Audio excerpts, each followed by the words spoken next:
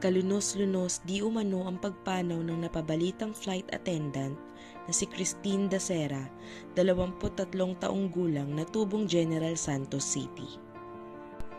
Nakita noong Enero 1 si Dacera sa isang bathtub ng hotel sa Makati na wala ng malay at bigo ang kanyang mga kaibigan na sagipin ito.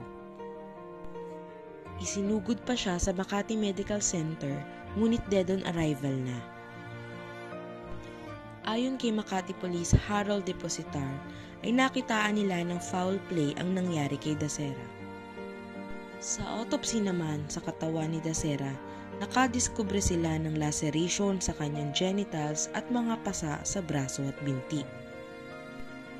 Lumalabas pa sa investigasyon na posibleng pinainom ng gamot ang biktima bago ito halayin ng mga suspect.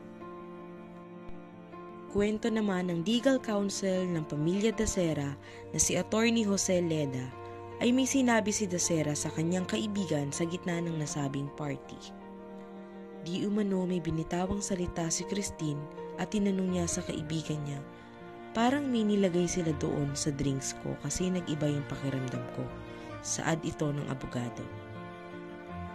Ngunit sa CCTV footage na hawak ng mga otoridad, ay 3 lalaki lamang ang orihinal na kasama ni Dacera noong 12:30 AM ng Enero 1. Nakilala ito na sina Romel Galida, Gregorio de Guzman at John de la Serna. Ngunit may nakita silang mga dumating na 9 hanggang 10 katao na nakisali sa New Year's party nila Dacera. Ayon sa bali-balita, pinangalanan nila ang mga ito na sina Louis de Lima, Clark Jezreel Rapinan, Ray Englis, Mark Anthony Rosales, Jamir Conanan, Valentin Rosales, John Paul Reyes Halili, a certain Ed Madrid, at a certain Paul. Hindi nga alam ni Dacera na may mga darating pa silang bisita sa nasabing party. Bandang 6:00 ng umaga ay nakita sa CCTV ng hotel na binubuhat siya ng mga lalaki papasok sa room 2209, ani ni Depositar.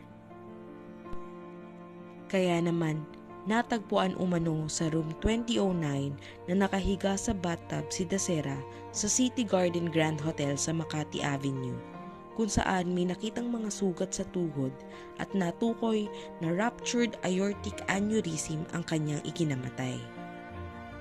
Sinampahan na nga ng patong-patong na kaso ang mga suspect na natukoy na ng mga otoridad. 3 sa mga ito ang nasa kustodiya na ng mga pulis. Nakikidalamhati naman ng mga netizens sa nangyari kay Dacera na kilala pa naman sa pagbibigay inspirasyon sa mga gustong maging flight attendant katulad niya. Humingi naman ng hustisya ang mga kaibigan at kaanak ni Dacera.